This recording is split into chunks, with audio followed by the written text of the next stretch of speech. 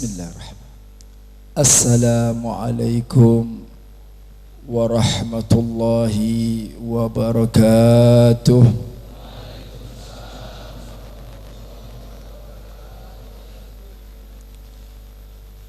Alhamdulillah, alhamdulillahil qawiyyu sultanuh, al-wadihil burhanuh, al-mabsuti fil wujudi karamuhu wa ihsanuh, ta'ala majduhu wa adhuma syanuh.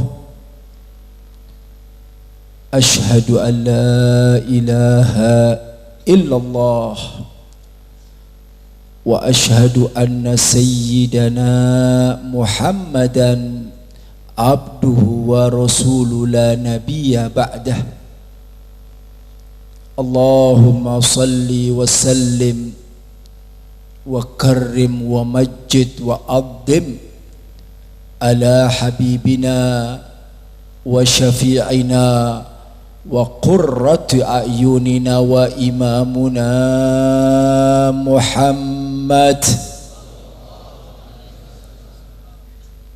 Ala habibina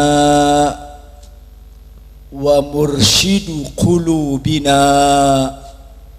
wa tabibuna wa imamuna Muhammad. Salatan taghfiru biha adh-dhunub wa tuslihu biha al-qulub wa tantaliqu biha al-usub wa talinu biha as-su'ub wa ala alihi wa sahbihi wa man ilaihi mansub. Rabbi israh li sadri wa yassir li amri wahlul uqdata min lisani yafqahu qawli. Siyadatul ulama al-fudala, Siyadatul habaib al-kurama,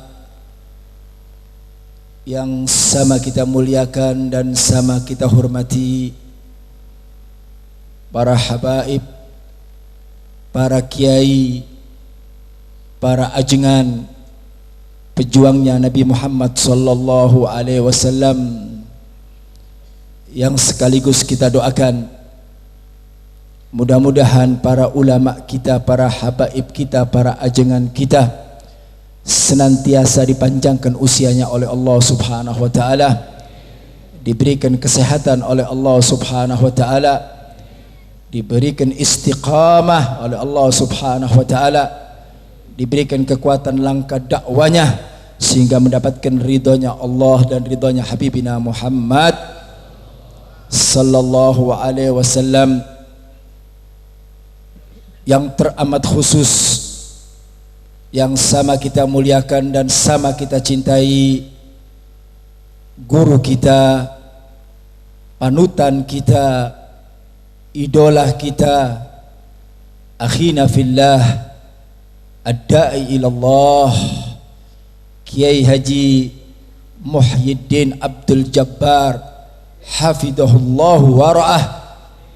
Kita doakan mudah-mudahan beliau senantiasa dipanjangkan usianya oleh Allah Subhanahu wa taala, diberikan kesehatan oleh Allah Subhanahu wa taala, senantiasa bisa membimbing kita ke jalan yang diridhai oleh Allah. Begitu juga keluarga dan santri-santrinya senantiasa di dalam riayahnya Allah Subhanahu wa taala, di dalam tuntunan Allah Subhanahu wa taala. Amin ya rabbal. Begitu juga keluarga besar Pondok Pesantren Al-Aqtab. Kita doakan mudah-mudahan para santriwan dan santriwati, at-tullab wat-tullabah yang sedang menuntut ilmunya Nabi Muhammad sallallahu alaihi wasallam diberikan pemahaman, diberikan pengertian, diberikan ilmu yang manfaat dunia wal akhirah. Dan yang teramat khusus, yang sama kita muliakan dan sama kita hormatin, kaum bapak, kaum ibu, hadirin wal hadirat rahimakumullah. Alhamdulillah, kalimatut tahmid, kalimatut syukur yang wajib diucapkan oleh setiap umat Islam dikala kita mendapatkan karunia dari Allah, mendapatkan nikmat dari Allah, maka jangan pernah bosan-bosan untuk mengucapkan alhamdulillah. Ini adalah merupakan nikmat dari Allah. Idza kunta fi ni'matin far'aha fa innal ma'asi tuzilun ni'am. Apabila kita diberikan nikmat oleh Allah, diberikan karunia oleh Allah, jaga nikmat itu, pelihara nikmat itu. Fa innal ma'asi tuzilun ni'am. Karena kemaksiatan menjadi satu sebab nikmatnya akan dicabut oleh Allah. Kita duduk di tempat yang mulia ini adalah salah satu tambahan nikmat dari Allah. Kita bisa duduk berzikir bersama, belajar ilmunya Habibina Muhammad. Ini adalah merupakan satu nikmat yang agung yang Allah berikan kepada kita. Maka jangan segan-segan untuk mengucapkan alhamdulillah. Sebab hakikatnya manusia tidak akan bisa zikir, tidak akan bisa mengaji kalau bukan karena takdir yang telah ditetapkan oleh Allah. Siapa yang bisa menggerakkan kita hadir di tempat ini? Siapa yang bisa menggerakkan hati ini duduk di tempat ini? Siapa yang bisa menggerakkan hati kita senang dengan majlisul khair, majlisul dzikir, majlisul ilm kalau bukan Allah Subhanahu wa taala? Kita datang dari tempat yang jauh, ya Allah. Tadi begitu Habib turun, Masya Allah, saya melihat umat yang begitu banyak. Umatnya Habibina Muhammad. Mereka datang dari semua penjuru. Mereka datang dari semua daerah. Tempat yang sangat jauh. Ada yang naik motor, ada yang naik mobil, ada yang berjalan kaki. Yang semuanya punya tujuan satu, untuk mencari daripada ridhonya Allah. Siapa yang menggerakkan mereka ini kalau bukan Allah? Punten Bapak datang dari tempat jauh, siapa yang gerakkan hati kita kalau bukan Allah? Maaf, kita datang ke tempat ini nggak dapat bekal dari ajengan, nggak dapat ongkos dari ajengan, nggak dapat duit dari ajengan. Tapi bagaimana Allah menggerakkan hati kita? Allah yang mengatakan dalam hati kita, yuk datang ke pengajian, yuk duduk di majelis. Ini Allah yang menggerakkan.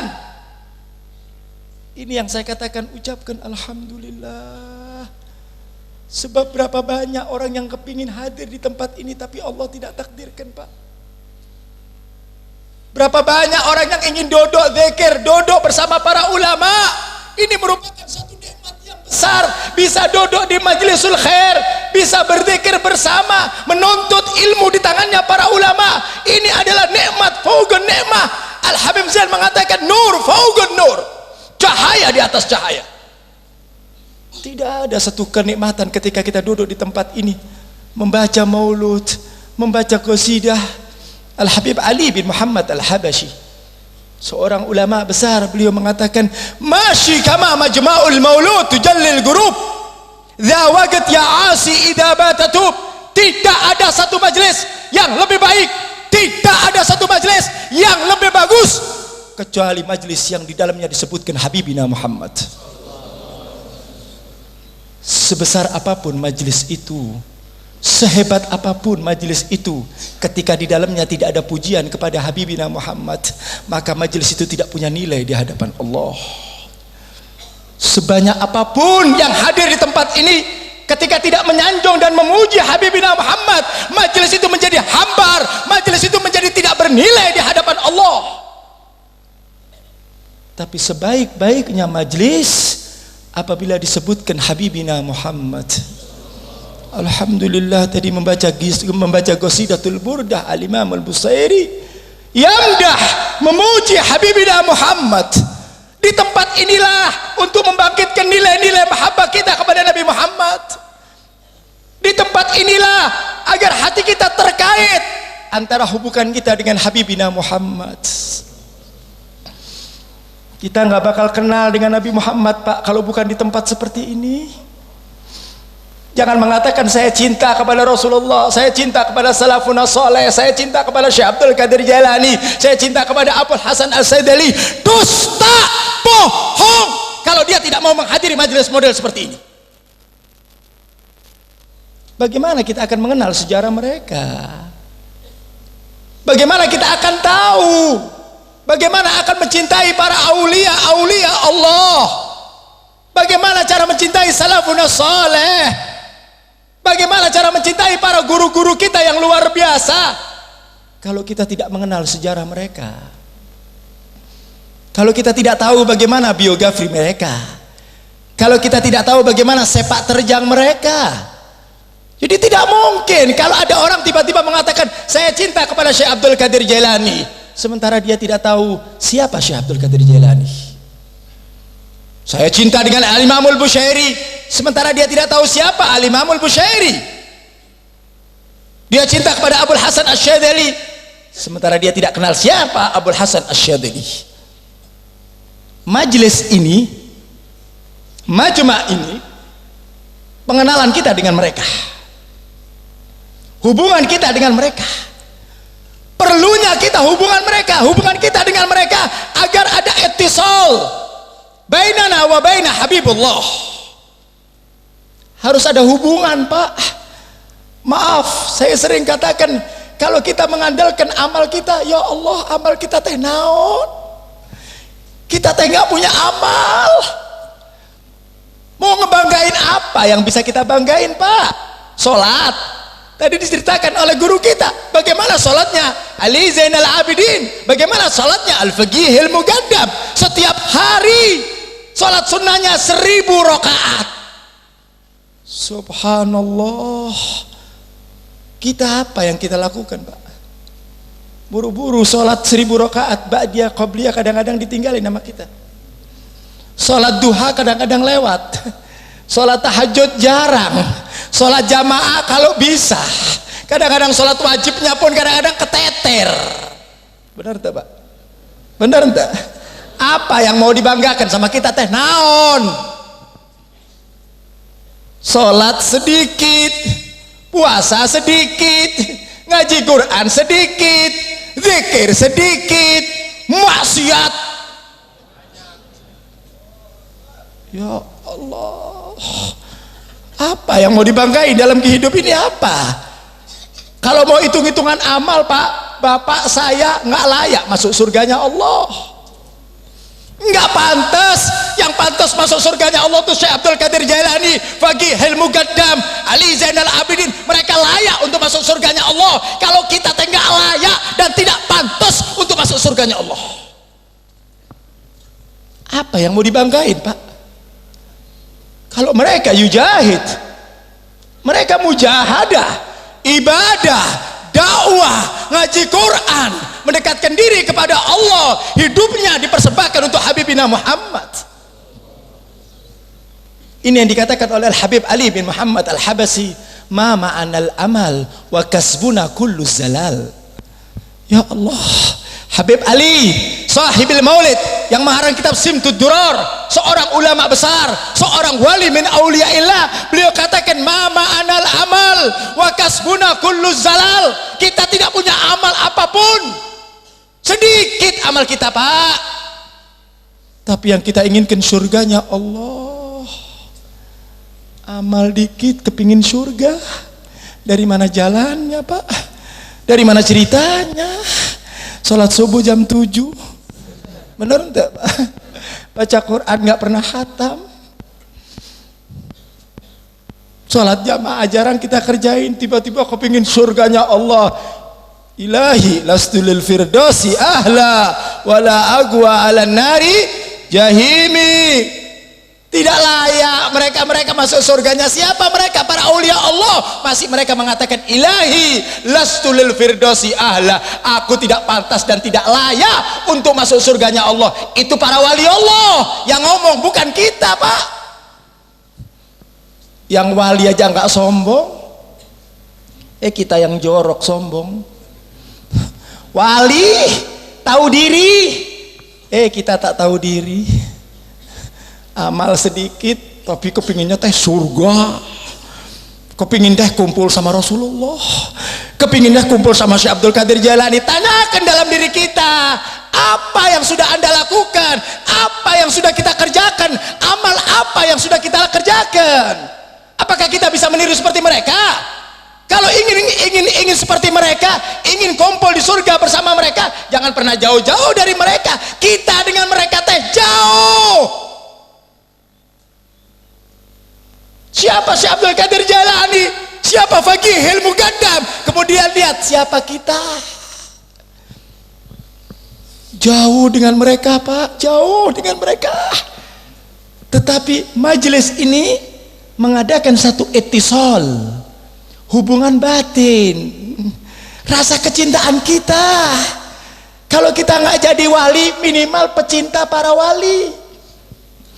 Kalau kita nggak jadi ajengan, minimal pecinta para ajengan. Kalau kita bukan orang alim, minimal pecinta ilmu. Jadi teh ngekor wae Pak, ngekor wae Pak. Tong ngadalin naon-naon wah kita Pak, ya. Alim enggak, ahli ibadah juga enggak, dermawan juga enggak. Kita teh semuanya enggak, semuanya teh enggak. Kita Pak enggak punya apa-apa Pak. Tidak ada satu amalan yang bisa kita banggakan di hadapan Allah Ta'ala. Ya Allah, kita nggak punya apa-apa. Satu yang kita miliki, satu yang harus ada di dalam hati ini. Apa? Mahabbatul Habib. Cintanya kita dengan Habibina Muhammad. Ini entong hilang Pak. Ini jangan hilang. Ketika amal ibadah kita sudah sedikit, ketika sholat kita sedikit, ketika ngaji kita sedikit, demi Allah nilai mahabbah ini yang akan mendekatkan kita dengan Habibina Muhammad. Allahumma sholli wa sallim wa barik. Ya Allah, tanamkan mahabbah kita dengan Habibina Muhammad. Letakkan dalam pikiran kita kecintaan kepada Habibina Muhammad. Mau berjuang untuk Habibina Muhammad, mau membela untuk Habibina Muhammad, mau dipuji untuk Habibina Muhammad, mau berjuang untuk Habibina Muhammad, mau mengeluarkan duit untuk Habibina Muhammad. Semua serahkan buat Habibina Muhammad. Kecintaan seperti ini tidak akan pernah disia-siakan oleh Habibina Muhammad. Tanamkan mahabbah, tanamkan kecintaan, tanamkan kecintaan kepada Habibina Muhammad. Nanti akan timbul yang nilainya mahabbah. Al-Habib Zain bin Ibrahim bin Smith, beliau mengatakan tidak ada satu kedudukan yang paling dicintai oleh Allah melebihi daripada al-mahabbah. Orang teh Pak kalau sudah cinta, harta teh sekecil, nyawa pun kecil. Kenapa? Ada mahabbah, ada kecintaan. Orang kalau sudah cinta, kata pepatah Arab mengatakan al-hubbu a'ma, cinta itu buta. Cuma sayang cintanya kita teh bukan pada tempatnya. Yang kita cintain teh dunia. Dunia teh bener teh. Al-Habib Abdullah bin Alwi Al-Haddad mengatakan hubbud dunya zamim hawadithuha katsira. Orang yang cinta sama dunia teh orang yang tercela, orang yang jorok, orang yang kotor. Naon teh dunia naon Pak, dunia teh naon? Bukan berarti saya anti sama dunia, tidak. Tapi jangan kau letakkan dunia di dalam hatimu. Silakan cari dunia, tapi jadikan dunia untuk jembatan menuju akhirat. Cinta sama dunia Pak, kita ini sayang dalam hati kita ada mahabbah hubbud dunia, cinta dengan dunia. Ya Allah, bekerja siang malam untuk apa? Untuk mencari dunia. Begitu dunianya sudah banyak, begitu hartanya sudah melimpah, emang kita meninggal kita bawa gitu? Apa? Mobil yang mewah begitu Bapak meninggal masukkan ke alam kubur? Atau emas yang berkilo-kilo begitu meninggal masukkan ke alam kubur? Di alam kubur yang nemenin kita cuma al-amalus saleh, amal saleh. Sebab kalau hati ini sudah dipenuhi oleh mahabbah kepada dunia, maka dia tidak punya tempat untuk mahabbah kepada Habibina Muhammad. Nggak bisa, bohong, dusta. Seseorang yang mengatakan cinta kepada dunia, kemudian dia mengatakan aku cinta dengan Habibina Muhammad, dusta. Nggak ada satu tempat dua mahabban tak ayak, Pak. Nggak bisa. Kalau sudah cinta sama dunia, pasti kita tidak punya tempat untuk mencintai Habibina Muhammad. Kalau kita sudah cinta sama dunia, kita tidak punya tempat untuk mencintai para kekasih-kekasih Allah, para wali-wali Allah. Kenapa? Tempatnya sudah diambil dengan hubbud dunia. Sayang kalau di dalam hati ini cuma ada kecintaan kepada dunia, cinta kepada kedudukan dan pangkat. Nah, Pak, pangkat kedudukan, Pak, 5 tahun jadi menteri, setelah itu pensiun, benar? 5 tahun jadi lurah, setelah itu pensiun. Pensiun lurah, pensiun ajengan ya, pensiun wali ya, pensiun lurah, pensiun bupati. Dulu waktu jadi bupati teh dihormatin orang, dimuliakan orang. Begitu datang di pengajian teh minggir naon, ayo bupati datang, bener tuh. Waktu jadi bupati, begitu udah lengser, bupati datang, mantan duduk paling belakang, bener tuh. Nggak ada penghormatan. Kenapa? Karena memang kita tidak layak untuk menghormati orang-orang ahli dunia. Tapi begitu ajengan yang datang beda. Kenapa? Karena mereka diangkat derajatnya oleh Allah Subhanahu wa taala. Mereka yang memuliakan adalah Allah.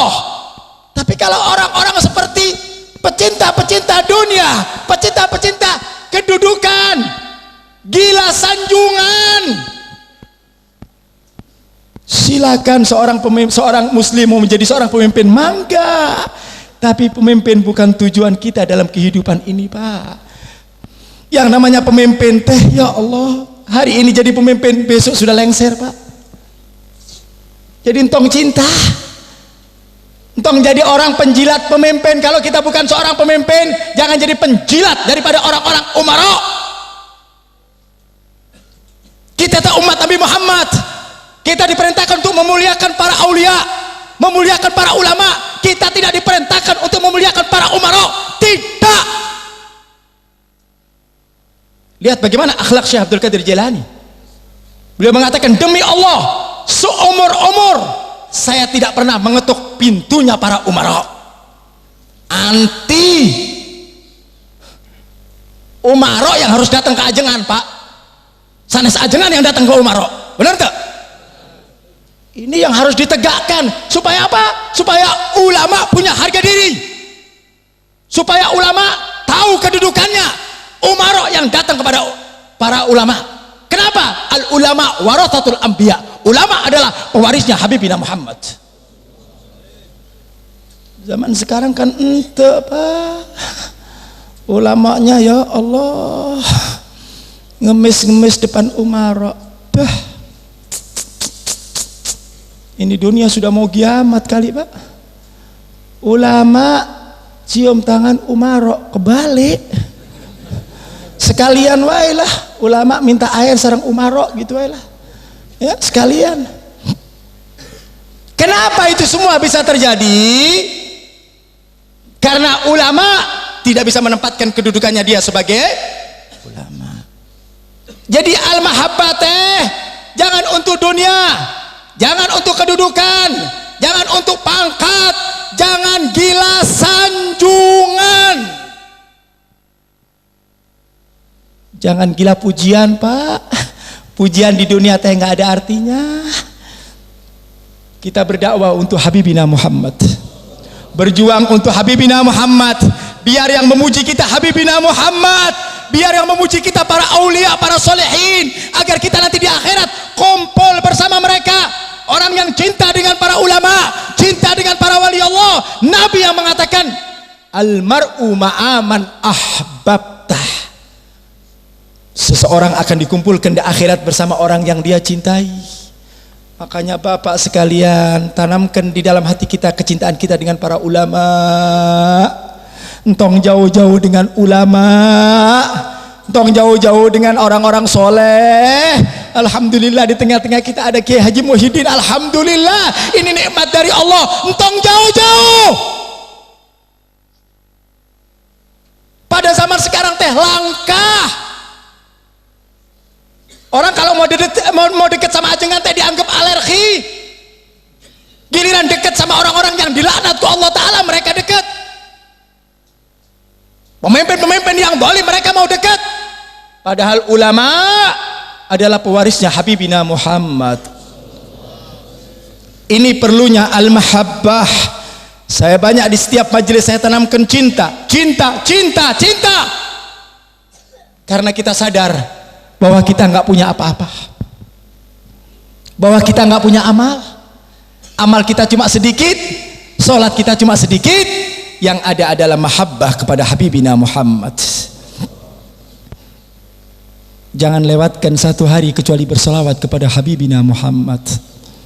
Allahumma salli wa sallim mubarik. Jangan lewat satu hari kecuali bersalawat kepada Habibina Muhammad. Tundukkan kecintaan kita dengan Nabi Muhammad. Kita berpakaian dengan pakaiannya Nabi Muhammad, berakhlak dengan akhlaknya Nabi Muhammad, pakai sunnah-sunnah Nabi Muhammad. Tunjukkan bahwa kita kalau cinta dengan Nabi Muhammad, segala perilaku kita, akhlak kita, tutur kata kita, semuanya penjelmaan kepada Habibina Muhammad. Lihat orang-orang dahulu, Pak, mereka menjadi kekasih Allah bukan lantaran ilmu yang banyak. Sebab banyak orang yang berilmu tapi nggak punya adab. Banyak enggak? Ilmu teh banyak, insya Allah. Ilmu teh banyak, santri teh ribuan, tapi adab entah ayat. Akhlak nggak punya. Sayyid Muhammad bin Alwi Al-Maliki, beliau memberikan nasihat kepada kami. Apa kata beliau? Al-adab qablal ilm. Akhlak sebelum ilmu. Apa artinya ilmu yang banyak? Apa arti ilmunya hebat tetapi adabnya tidak benar? Nabi SAW diutus di muka bumi, bu'ithu liutammima makarimal akhlak. Habibina Muhammad diutus di muka bumi untuk menyempurnakan akhlak. Rasulullah berdakwah 23 tahun, berhasil, sukses. Kenapa? Karena Habibina Muhammad punya al-akhlakul karimah. Ini yang menjadikan beliau sukses, Pak. Akhlak, adab, bukan saja ilmu yang banyak menjadi tidak manfaat kalau tidak diiringi dengan al-akhlakul karimah. Lihat bagaimana para ulama-ulama terdahulu. Al-Imam Malik, guru daripada Al-Imam Syafi'i radhiyallahu anhu wa arda. Bahkan beliau berfatwa di dalam kitabnya, aku haruskan wala budda idza zara Nabi sallallahu alaihi wasallam. Lihat akhlak Nabi, lihat akhlaknya. Aku wajibkan dan aku haruskan apabila engkau datang ke kota Madinah berziarah kepada makam Habibina Muhammad, maka hendaklah engkau menghadap kepada kuburan Habibina Muhammad dan belakangi Ka'bah. Allahumma salli wa sallim mubarik. Belakangi kiblat, ngadep kepada Habibina Muhammad. Lihat akhlaknya, lihat akhlaknya. Ziarah kepada Rasulullah, berhadapan dengan Habibina Muhammad. Bahkan Imam Malik radhiyallahu anhu setiap kali mau datang ke kota Madinah, begitu sampai di perbatasan kota Madinah, diambil sandalnya, dibuka sandalnya. Kata muridnya, wahai guru, cuaca panas, terik matahari, jangan kau buka, sandalmu panas. Apa kata Imam Malik? Demi Allah, aku tidak pantas dan tidak layak pakai sandal, sedangkan di bumi ini ada jasadnya Habibina Muhammad. Allahumma salli wa sallim mubarik. Di Madinah ada kuburannya Habibina Muhammad. Saya tidak pantas pakai sandal, nggak layak. Bahkan beliau mengatakan, aku tidak pernah membaca satu hadis kecuali aku dalam keadaan bersuci. Jadi beliau kalau membaca hadis, Pak, wudu lah, bukan model kayak kita kopet baca hadis. Benar tak? Ya Allah, belum mandi baca hadis. Walaupun orang baca hadis nggak pakai suci juga boleh, nggak dosa. Tapi bagaimana akhlak? Imam Malik mengatakan, aku tidak pernah mengatakan qala Rasulullah kecuali fa inni tahir, kecuali aku dalam keadaan suci. Allahumma sholli wa sallim mubarak. Akhlak Pak, akhlak. Makanya Imam Malik menjadi manusia hebat, menjadi manusia luar biasa, menelurkan seorang santri, murid terbaiknya Al-Imam Syafi'i, Muhammad bin Idris Asy-Syafi'i, murid daripada Imam Nah kalau gurunya aja kayak gitu, kumaha muridnya Pak? Jadinya teh muridnya begini. Nah kalau gurunya gelo, muridnya jadi jurik. Benar tak? Kalau gurunya akhlak, muridnya begitu jadinya. Akhirnya sekarang kan begitu, ilmunya banyak. Ya Allah, saya pernah diundang di salah satu pesantren terbesar Pak, di Bandung Barat. Saya diperintahkan untuk berceramah di sana. Sebelum saya ceramah, terlebih dahulu kiai tersebut berceramah untuk memberikan pembukaan dan sambutan. Ada satu pemandangan yang kurang baik, pemandangan yang kurang sedap dipandang mata. Kitab dibuka, kaki ajengan diangkat, kakinya diangkat kia, maaf Pak. Di depannya kopi, sampingnya rokok, sampingnya kopi, rokok. Ini depan santri Pak, ribuan. Santri teh ribuan Pak, ribuan. Waktu itu dia baca kitab I'anatul Talibin. Dibuka kitabnya, kaki diangkat separuh, samping kopi dikawinkan sama rokok. Udah dia buka, dia ceritakan tentang hukum fikih sambil pegang rokok, minum kopi lagi, merokok lagi sambil dia jelaskan. Saya lagi di ujung Pak, saya kan diundang sama kiai ini, saya teh paling gregetan yang begitu Pak. Saya nggak ada urusan mau diundang lagi kek, mau nggak diundang lagi kek, nggak ada urusan.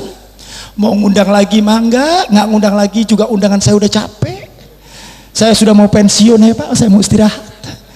Ya, saya ngisi kemana-mana. Hari ini saya selesai, ntar malam saya ngisi di Jogja, Solo, capek saya Pak. Udah nggak kuat, suara saya udah habis. Ini pun gara-gara ajengan datang ke rumah Habib suatu penghormatan, minta sama Habib, saya bilang suara saya udah habis sudah. Tapi mau nyenangkan supaya ada hubungan antara saya sama ajengan. Mudah-mudahan pertemukan kita sampai di akhirat, amin. Saya lihat dari ujung sambil baca I'anatul Talibin, sambil kakinya diangkat, sambil ngerokok, sambil minum kopi, nikmat banget. Coba saya bisa kayak gitu enak gitu Pak.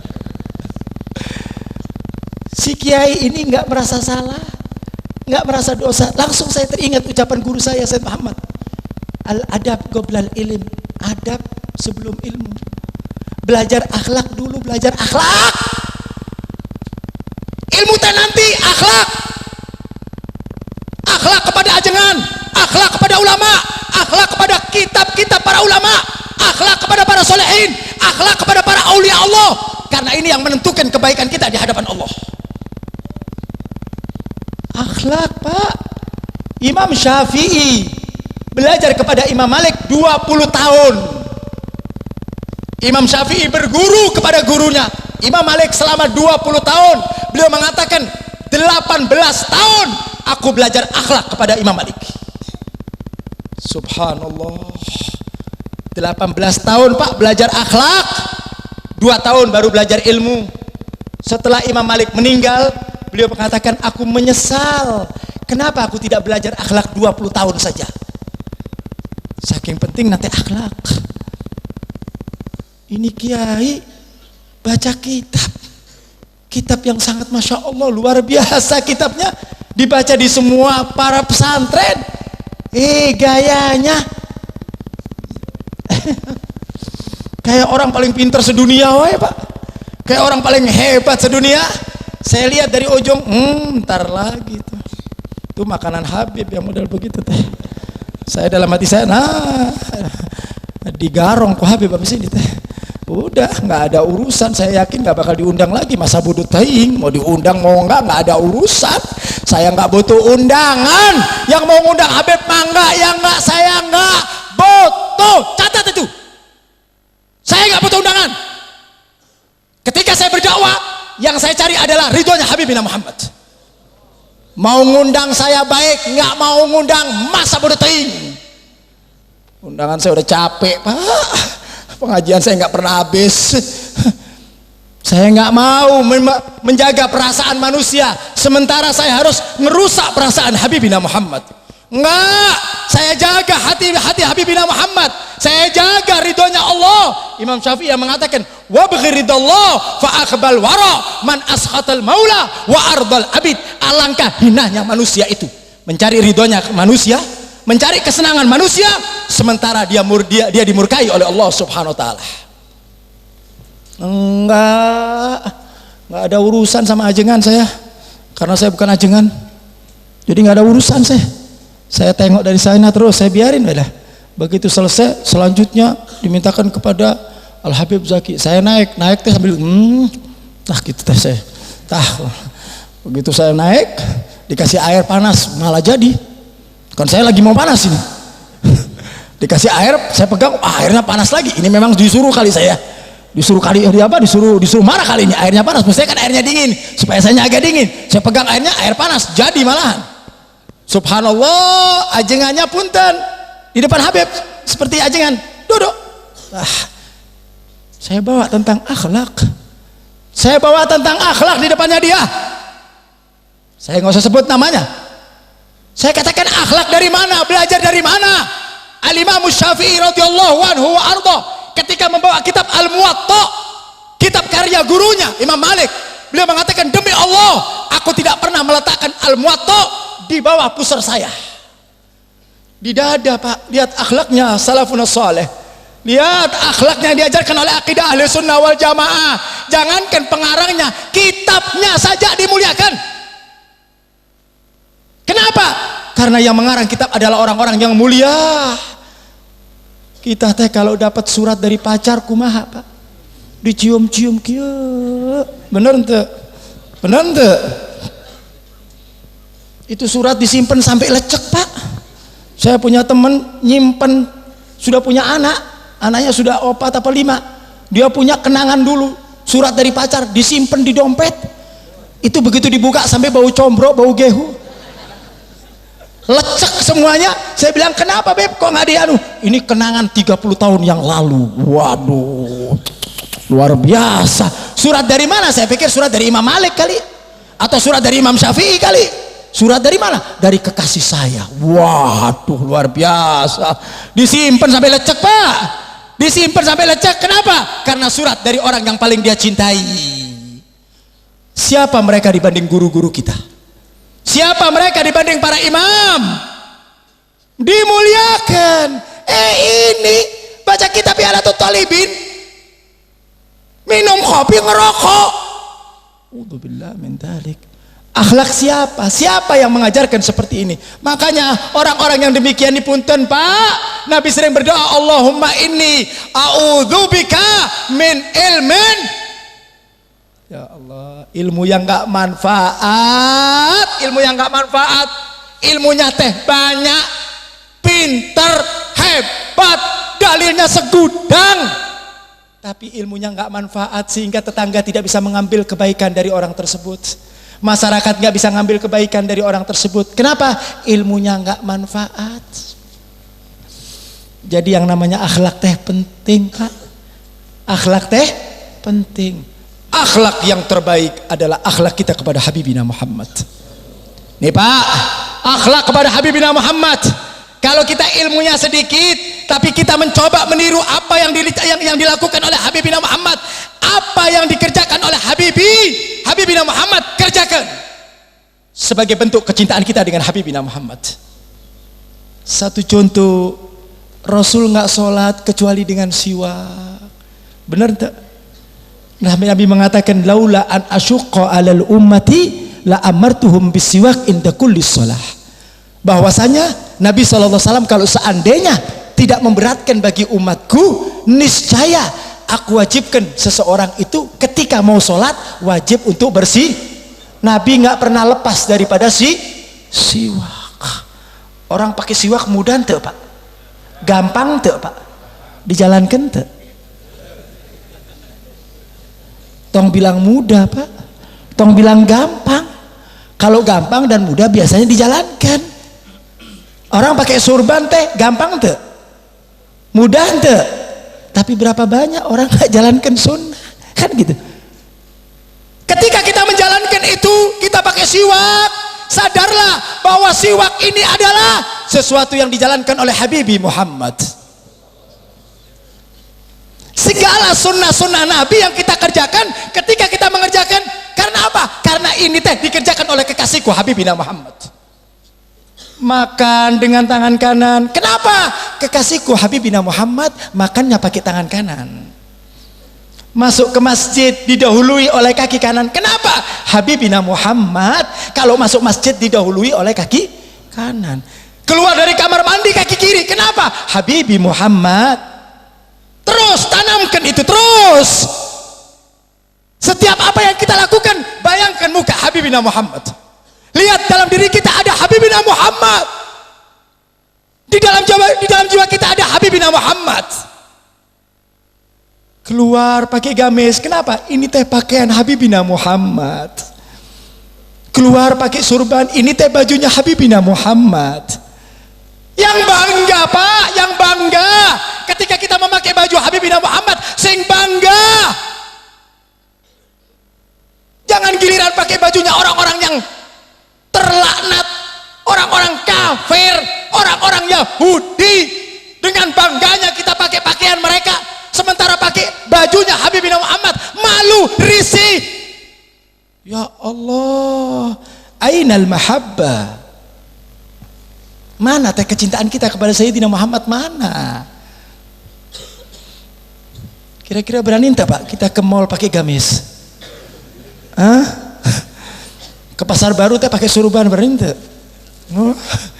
Nggak berani, kita malu. Ya Allah Beb, masa masuk mall pakai gamis? Emang mau hadir pengajian? Ya, mau ke pasar baru pakai surban? Emang mau taklim Beb? Malu kita. Di jalan pakai pakaian Nabi, malu. Kenapa? Di dalam dada kita kurang mahabbah kita kepada Habibina Muhammad. Kalau mau malu, mestinya yang pakai pakaian jahanam teh. Itu yang harus malu.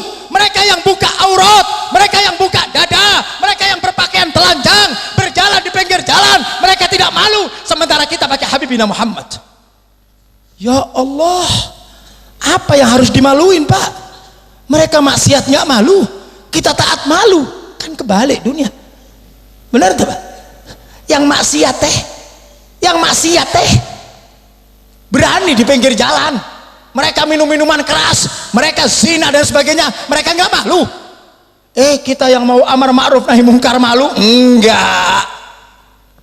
Nggak boleh. Kalau mereka terus bermaksiat, maka kami terus amar ma'ruf dan nahi mungkar. Kita nggak bisa berhenti Pak. Kalau mereka menjadi musuh-musuh Allah, maka kami akan menjadi pembela-pembela Allah. Kalau mereka bermaksiat kepada Habibina Muhammad, maka kami akan menjadi pemerangi mereka karena Habibina Muhammad. Nggak ada urusan. Yang maling berani kok yang dimaling takut. Kita teh dimaling. Yang maling teh begini, yang dimaling takut kebalik. Kalau mereka berani bermaksiat, kenapa kita tidak berani amar ma'ruf nahi mungkar? Jadi ada balan di antara kita. Tinggal kita milih mau jadi pasukan jurik apa pasukan Habibina Muhammad. Gitu wae Pak, garisnya nanti. Wahadainahu najdain. Aku berikan kamu dua jalan. Jalan baik dan jalan buruk, silakan. Kalau mau jalan yang kiri, jalannya para jurik mangga. Benar enggak? Kita enggak. Majelis yang ada di tempat ini adalah jalannya Habibina Muhammad. Kita akan menjadi pembela Habibina Muhammad, pejuang Habibina Muhammad, menyenangkan hati Habibina Muhammad. La yakhafuna laumata laim. Kita tidak pernah peduli siapapun orangnya. Yang mau mencaci kita mangga, yang tidak suka sama kita mangga, yang mau menteror kita mangga. Habibina Muhammad di atas segalanya. Habibina Muhammad di atas segalanya. Kita nggak peduli lau ya khafu mau lau matalaim. Orang-orang yang mau mencaci silakan. Yang namanya berjuang teh biasa Pak. Berjuang tak ayak mulus tak ayak. Berjuang teh aya resikonya. Kalau nggak mau berjuang, cicing wae di bumi. Kata guru saya Buya Said Muhammad Maliki, dia bilang kamu berjuang mati, nggak berjuang juga. Emang kalau nggak berjuang nggak mati gitu? Berdakwah mati nggak berdakwah juga? Berjihad mati nggak berjihad juga? Sama Pak. Berjuang mati nggak berjuang juga? Mending yang mana dipilih? Mending berjuang. Matinya terhormat daripada mati konyol. Mati sedang duduk di pinggir jalan ogah. Mati sedang melafadzkan kalimat-kalimat la ilaha illallah. Meninggal dunia dalam keadaan berjuang untuk Habibina Muhammad. Hidup teh cuma sekali Pak. Hidup teh cuma sekali. Berikan nyawa kita untuk Habibina Muhammad. Berjuang untuk Habibina Muhammad sehingga kita tidak mati konyol. Umat Islam teh harus ada mahabbah. Kalau bukan kita yang membela ajaran Nabi Muhammad, saha? Habibina Muhammad sudah berjuang menegakkan Islam selama 23 tahun dengan segala lika-liku dakwah, dengan segala resiko dakwah. Selama 23 tahun Habibina Muhammad berjuang minad dzulumati ilan nur, mengajak orang untuk berbuat baik, mengajak orang untuk kembali ke jalan yang diridhoi oleh Allah. Apa dikira perjuangan Nabi Muhammad mulus? Apa dikira perjuangan Nabi Muhammad lancar begitu saja? Enggak. Baca sejarah, baca sejarah bagaimana perjuangan Habibina Muhammad diteror, dicaci, dihina, bahkan sampai mau dibunuh. Ya Allah. Tapi Habibina Muhammad nggak pernah mundur dari sebuah perjuangan. Habibina Muhammad nggak pernah mundur dari sebuah perjuangan, terus maju pantang mundur. Yang dia cari adalah ridhonya Allah. Umat Islam teh tanamkan begitu Pak. Jangan berjuang, dikasih duit dikit belok ya. Apa? Berjuang kenceng-kenceng kasih amplop cicing ya. Naon teh Pak dikasih amplop. Kan sekarang lagi musim Pak perdagangan dakwah. Bener tak? Sudah kehabisan kali pasar sepi. Yang bisa didagangkan naon teh? Hadis. Yang bisa didagangkan teh naon? Quran. Jadi ayeuna punten banyak para kiai, banyak para ulama sekarang dagangannya teh dakwah. Dakwah teh cari duit. Alhamdulillah. Naon teh Pak? Ya Allah. Kiai, ulama, habaib, ajengan. Berdakwah hanya sebuah urusan dunia. Yang dia cari hanya materi. Yang dia cari hanya kedudukan dan pangkat. Apa itu semuanya? Naon teh? Hina. Diundang di sana tanya amplopnya sudah. Tanya heula. Ada satu orang datang ke saya, Beb, saya mau ngundang satu kiai, Beb, kiai besar. Saya kepingin dia sama Habib yang ngisi. Nah, saya sudah lobbykan orang tersebut. Saya sudah tanggalnya sudah ditentukan. Begitu selesai, dia minta DP, Beb. Minta naon? DP. Saya ingat waktu saya kredit motor. Kan kalau kredit mobil kan pakai DP Pak ya. Ya kan mobil saya masih kreditan. Saya tak ingat itu. Begitu dia bilang, Beb harus bayar DP. Lah Beb, emang kamu ngundang ajengan apa mau kredit motor? Sayanya jadi bingung Pak. Ya Allah, zaman sekarang ada seperti itu. Saya benar-benar angkat peci dan hormat kepada guru saya Al-Habib Ana Rizik radhiyallahu anhu wa ardah. Habib Muhammad Rizik saya kenal dekat sama beliau, luar biasa. Kalau ngundang beliau itu orang di luar mengatakan wah repot. Siapa yang bilang repot? Beliau adalah seorang yang luar biasa, Masya Allah di mata saya, akhlak yang baik. Beliau sangat menghormati tetamunya.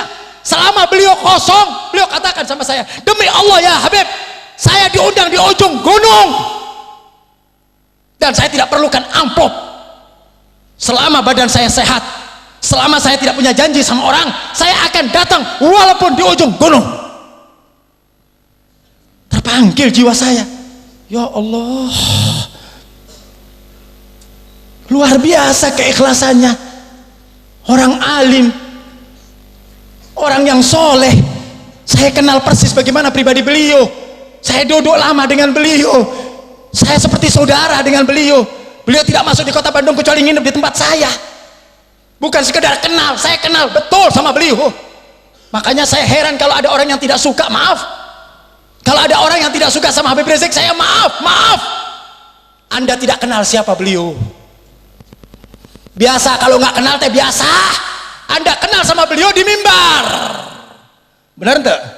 Seperti Anda kenal Habib di mimbar. Habib teh galak, Habib teh kenceng, Habib teh keras. Wah, saya nggak berani ketemu Habib teh kayak macan. Kan di mimbar. Benar enggak? Nah, kalau saya lagi duduk, masa saya teriak-teriak kayak orang gelo? Saya tadi duduk di situ, suara saya hampir nggak kedengar orang. Sampai ajengan ngomong sama Habib, maju kieu, naon Beb, tah pelan banget Beb, ya lagi ngobrol kan gitu. Tapi kalau lagi ceramah ya beda. Segala sesuatu itu tergantung situasi dan kondisi. Nabi Muhammad SAW mubarak alaih ketika berbicara dengan sahabat lantun, indah, dengan bahasa yang teratur, seneng sahabat. Tapi Nabi begitu naik ke mimbar, ala sautu kanahu mundirul jesh. Nabi kalau sudah naik di atas mimbar, angkat suaranya seperti pasukan perang yang memerintahkan umatnya untuk berperang. Begitu dakwah. Nah, kalau dakwah, alhamdulillah, molor bapak napa? Wong saya yang kencang aja yang ujung molor. Saya yang kencang, yang suara saya udah habis teh, yang ujung teh molor. Habib teh nyarias naon. Begitu udah bubar, udah selesai. Habib tadi ngomong naon. Lah, Habib udah teriak-teriak ngomong naon. Ya silakan, orang mau berdakwah dengan cara pelan mangga, cara kenceng mangga. Itu teh karakternya teh beda-beda. Ada yang aliran dangdut, itu kan. Ada yang aliran Sunda. Nah, Habib teh termasuk aliran rock. Habib Rizik teh aliran rock kan gitu. Tergantung aliran, tapi sama. Yang penting teh tidak merubah hukum. Yang pelan teh ngomong kia misalnya, yang santun teh, zina teh haram, gitu kan? Zina teh haram, pelan suaranya. Yang satu teh zina teh haram, agak kencengan dikit. Giliran Habib beda, zina teh haram. Sama enggak? Sama. Hukumnya berubah enggak? Hukumnya enggak berubah, cara penyampaiannya aja yang beda. Tujuannya Habib naon? Sing belakang biar denger. Begitu ngomong kenceng, waduh, galak amat ini teh, wah, teroris sepertinya teh. Ini teh, wah. Nah, Habib nggak bisa ngomong pelan-pelan teh, nggak bisa. Emang dari pabriknya sononya ngomong kia Habib. Dari pabriknya tanya sama Allah Ta'ala wae lah. Habib sampai kadang-kadang kepingin kalau ngomong itu orang santri-santri Habib supaya Habib nggak capek teh ngomongnya pelan-pelan enak Habib. Ya udah dicoba kok Habib. Pelan-pelan Habib ngomong. 5 menit pertama teh pelan, 10 menit pertama teh agak pelan-pelan dikit, 15 udah mulai panas kan, mobil kalau udah panas kan beda Pak di tol teh Pak ya. Begitu 20 menit, wah kata santri saya, kembali deui Bib. Emang dari sononya gitu Pak, udah Pak. Jadi punten kalau Habib ngomongnya kenceng-kenceng teh punten, entong kaget gitu ya. Hitung-hitung obat jantung kayak gitu Pak. Ya, supaya jantung teh kuat. Umat Islam teh jantungnya harus kuat. Kalau sudah kuat, untuk apa? Untuk memerangi Yahudi dan Nasrani. Tak gitu. Umat Islam teh harus kuat Pak. Tenaganya kuat, pikirannya kuat, badannya kuat, ekonominya kuat. Apa tujuannya? Hancurkan orang-orang di luar musuh Islam. Gitu. Nah, kalau umat Islamnya teh loyo, umat Islamnya teh lebih, orang-orang Nasrani makin bertingkah kieu Pak. Makanya umat Islam di Indonesia teh diinjek-injek kieu Pak. Banyak jumlahnya tapi nggak ada kekuatan. Benar nggak? Di Indonesia teh umat Islamnya mayoritas. Benar nggak? Dari mulai RT sampai presiden semua alhamdulillah, subhanallah. Nggak ada di dalam negara manapun, Pak, nggak ada yang luar biasa seperti Indonesia. Nggak ada, makmur. Kenapa? Penduduknya umat mau sholat di mana saja ada, di ujung gunung aya musola, Pak. Sebulan yang lalu saya ada safari, bukan dakwah tapi tafakkur alam. Saya berjalan ke Eropa, Pak, di awal bulan kemarin selama 12 hari. Saya ingin mengadakan studi banding antara negara-negara kafir dengan negara yang kita cintai. Ada banyak hikmah yang bisa saya ambil dari perjalanan itu. Terus terang, saya banyak belajar itu dari alam, Pak. Saya banyak belajar itu dengan kumpul manusia, dari komunikasi. Dari situ saya mengambil ilmu. Oh, orang yang begini teh begini. Oh, orang yang begini teh hasilnya begini. Saya banyak belajar dari alam, Pak. Perjalanan saya selama 12 hari, dari mulai Italia, Swiss, Austria, Nederland, Frankfurt, Jerman, kemudian Belgia, dan berakhir di Paris. Begitu saya pulang, ternyata tidak ada seindah negeri yang saya kunjungi melebihi Indonesia. Buat saya. Kalau buat Bapak ya wallahu a'lam, mungkin Bapak bilang, Habib teh kilo, Eropa teh bagus, Beb, Eropa teh indah. Buat Bapak, bukan buat Habib. Kenapa? Cari masjid yang taya. Habib mau sholat jamaah teh bingung. Untung Habib bawa istri, jadi jamaah sama istri. Mau sholat di hotel teh cari kiblat, mana teh kiblat teh. Kalau kita di hotel kan aya kiblat, oh kiblatnya di situ kan gitu.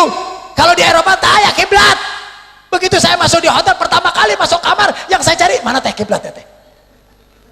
Kayak kata istri saya, Beb, nggak ada kiblat. Terus kumaha? Ya sudah, al yakin la yuzalu bisyak.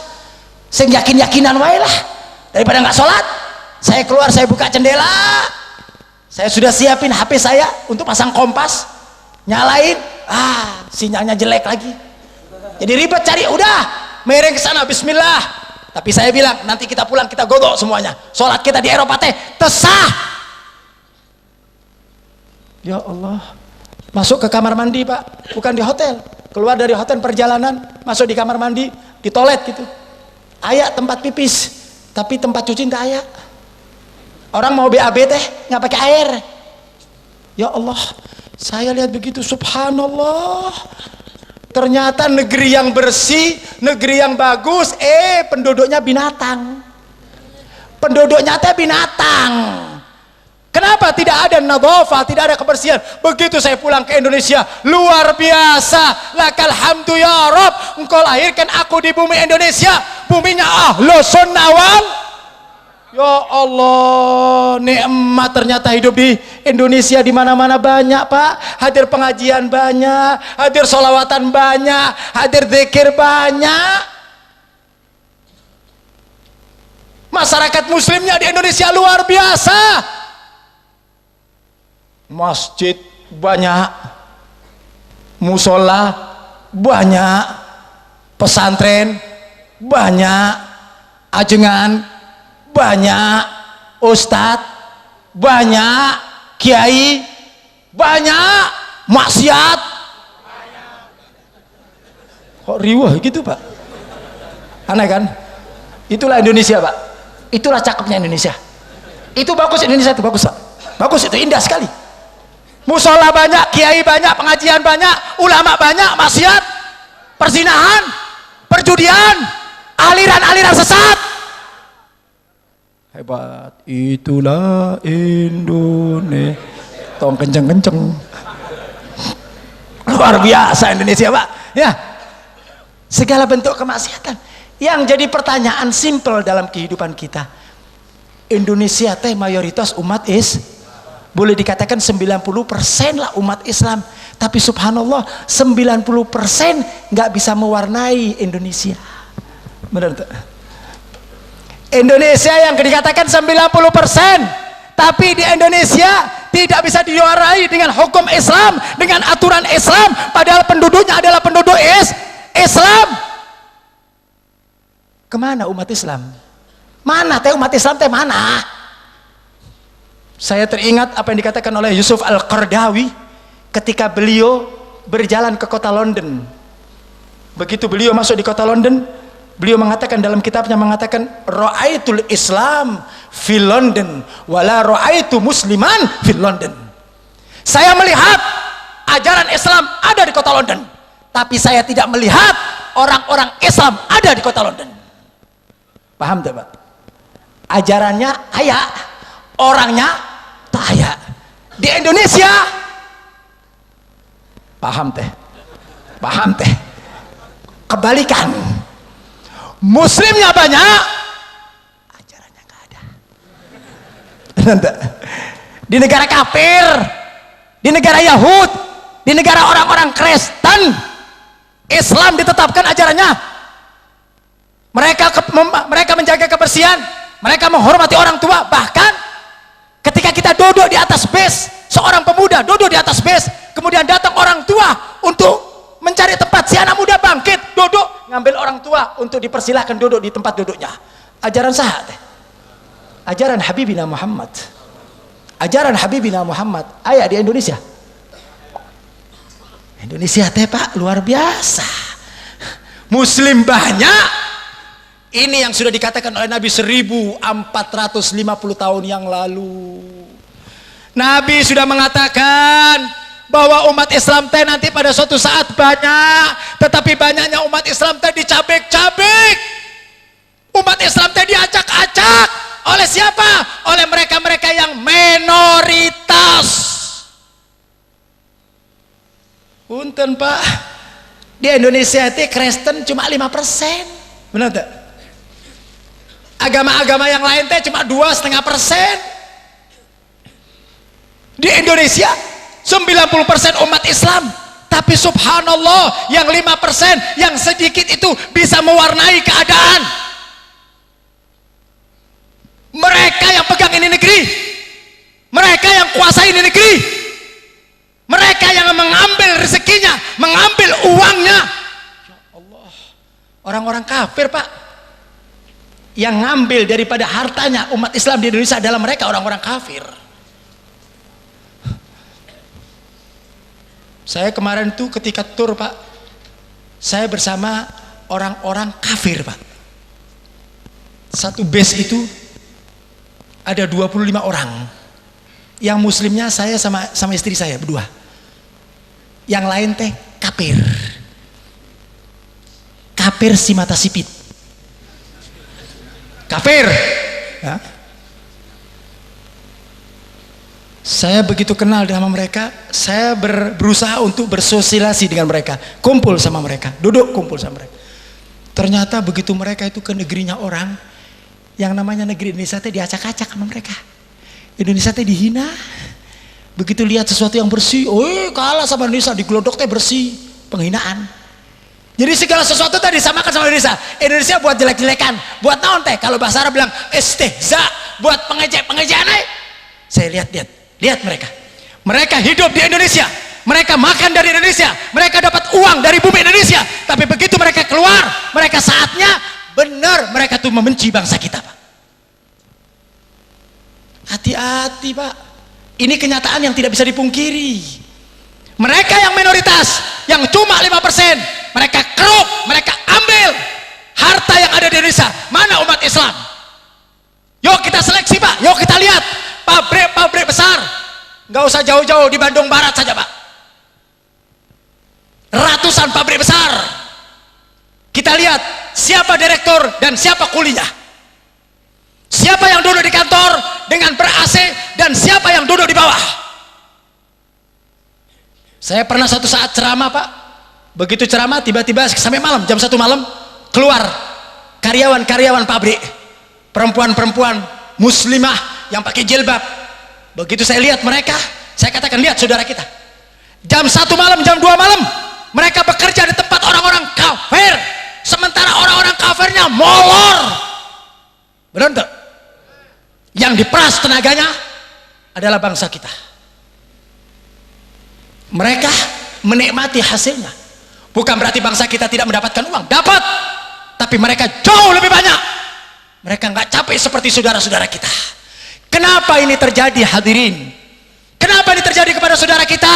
Saya katakan seperti ini bukan saya memprovokasi, tidak. Nabi yang mengatakan, man la yahtam bi amril mu'min falaysa minna.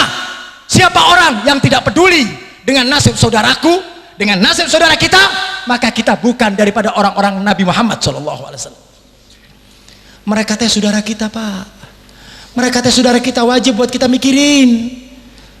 Negeri yang makmur ini mestinya yang menikmati adalah umat Islam. Kenapa umat Islam ini seperti ini?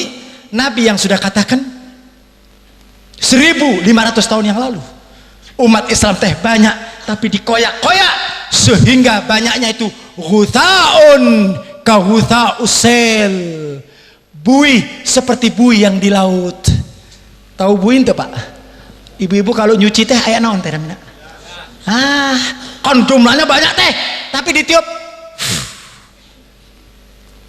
aja, nggak usah pakai tangan, ditiup aja, udah jalan kemana-mana. Itulah umat Islam. Mari kita kaji apa penyebabnya. Mestinya yang banyak teh menang, tapi kenyataannya yang banyak teh kalah. Berarti ada sebabnya. Mau tahu sebabnya? Mau tahu sebabnya? Ini sampai jam berapa? Jangan saya dikasih waktunya. Jangan saya kalau udah ngomong udah panas saya, Pak. Terus lanjut. Terus. Kayak mobil angkot, Pak. Terus saya, Pak. Bapaknya terus. Habibnya capek, Pak. Jam berapa nih, Pak? Ya aduh. 8:30 sampai jam berapa, Pak? Sampai jam 12 ya. Habis jam 12 gotong Habib dah. Allah, insya Allah kita ketemu bukan bulan ini, insya Allah tiap bulan ketemu, amin. Ya kalau diundang, kalau nggak diundang ya enggak tuh, masa Habib nyelonong ke dia gitu ya kan. Mudah-mudahan tiap bulan diundang, amin. Kalau nggak diundang demo sarang kacingan, demo. Minta ajukan, minta Habib gitu ya, supaya tiap bulan diundang. Setuju enggak? Alhamdulillah, mudah-mudahan gitu. Yuk kita lihat apa penyebabnya sehingga umat Islam yang notabene-nya 90% rakyatnya terbanyak di Indonesia adalah umat Islam. Tapi apa yang sudah diperbuat oleh umat Islam? Apa yang sudah dikerjakan oleh umat Islam? Mestinya yang 90% ini menguasai negeri ini, sehingga kemaksiatan di pinggir jalan tidak lagi tampak di muka bumi. Nggak boleh, Pak. Ada perzinahan, ada jableh, ada tempat-tempat yang naudzubillah. Mana umat Nabi Muhammad? Kenapa? Karena kita mayoritas, kita yang terbanyak, jumlahnya banyak, mestinya kita mampu untuk menguasai. Tapi kenyataannya enggak. Umat Islam teh loyo, banyak tapi loyo. Penyebabnya teh satu. Naon penyebabnya? Karena umat Islam tidak bersatu. Umat Islam nggak bersatu. Ajengan ini sama ajengan ini gontok-gontokan. Bener ente? Ajengan itu teh naon teh? Ajengan itu nggak alim. Saya tahu sekolahnya goblok itu. Ajengan yang ini juga ngomong gitu. Itu ajengan naon teh? Ya, ormas yang ini ngatain ormas yang itu. Itu teh ormas naon? Ormas yang suka ahlul bid'ah teh yang begitu teh. Ormas yang khurafat teh. Yang sarang nyerang balik itu teh ormas naon? Ormas yang suka mengkafirkan orang. Jadi umat Islam teh begitu, Pak. Umat Islam teh tidak ada kebersamaan. Umat Islam teh tidak ada bersatu, sehingga orang-orang kafir, orang-orang di luar Islam mudah untuk menguasai umat Islam. Kenapa? Umat Islam teh di kotak-kotak. Bayangkan, Pak, umat Islam. Saya ingat apa yang dikatakan oleh guru saya, musuh Islam teh dua. Ada yang dari luar, ada yang dari dalam. Kalau yang dari luar teh agak mudah sedikit. Kata Nabi SAW, ketika kami berperang sama orang-orang kafir, kami tahu baju mereka teh orang kafir. Kami dengan mudah untuk mengalahkan mereka. Kami dengan gampang untuk mengalahkan mereka. Kenapa? Karena beda baju mereka dengan baju kami. Ketika terjadi peperangan, kami mampu mengalahkan mereka. Kenapa? Kelihatan. Tapi yang sulit teh musuhnya di dalam. Benar Pak? Musuhnya teh di dalam rumah, menggunting dalam lipatan. Ini yang repot. Nah, umat Islam sekarang ini lagi disibukkan dengan musuh yang model seperti ini. Makanya sering saya katakan, yuk kita bersatu. Kalau ada perbedaan paham teh, jangan diangkat ke permukaan. Imam Malik dengan Imam Syafi'i ayat perbedaan, tapi Imam Syafi'i menghormati kepada Imam Malik. Imam Syafi'i dengan muridnya Ahmad bin Hambal ayat perbedaan, tetapi Ahmad bin Hambal menghormati gurunya dan gurunya menyayangi muridnya. Perbedaan teh wajar. Perbedaan teh wajar, nggak ada hidup nggak berbeda tuh taya. Jangankan cuma semua madhab. Punten Pak, bapak sareng ibu ayah perbedaan tuh? Hah? Perbedaan tuh? Berbeda, mukanya aja beda, bentuk tubuhnya aja beda, bener tuh? Kalau kira-kira bentuknya sama, ya repot Pak. Antara muka bapak sama muka ibu beda tuh? Beda. Bila di rumah terjadi pertengkaran teh wajar. Kenapa? Ayah perbedaan. Yang namanya laki dengan perempuan teh ayah perbedaan. Kalau suami istri aja ribut biasa, tapi yang penting tong cerai. Benar tuh? Ributnya biasa, tapi tetap waktu kumpul bareng. Siang ribut, buak, piring terbang, sandal terbang, malam romantis di kasur. Benar tuh? Umat Islam kayak gitu. Silakan adu argumentasi, tapi giliran kita akan menyerang musuh, yuk kita bersatu. Jangan umat Islam sendiri gontok-gontokan. Yang sini bilang tahlil teh bid'ah. Waduh, ziarah kubur teh musyrik. Para wali Allah teh khurafat. Tawassul teh musyrik. Kalau ada orang ngomong begitu ya kita nggak bisa diem Pak, kurang ajar teuing Pak. Bener ente? Bener ente? Kita Pak nggak pernah memaksa orang untuk begitu Pak. Kita butuh persatuan. Saya sering katakan, hei orang-orang yang beda paham, orang-orang yang beda pengertian dengan kita, kalau Anda tidak suka dengan maulud, mangga. Anda tidak suka dengan tahlil, mangga. Anda tidak suka dengan istighosah, silakan. Kita nggak pernah maksa orang untuk ngikut. Tarik hadir pengajian. Dia hadir tahlil taya, nggak hadir alhamdulillah ngurangin makan, jatah makan teh berkurang alhamdulillah. Bener kan? Nggak usah sibuk.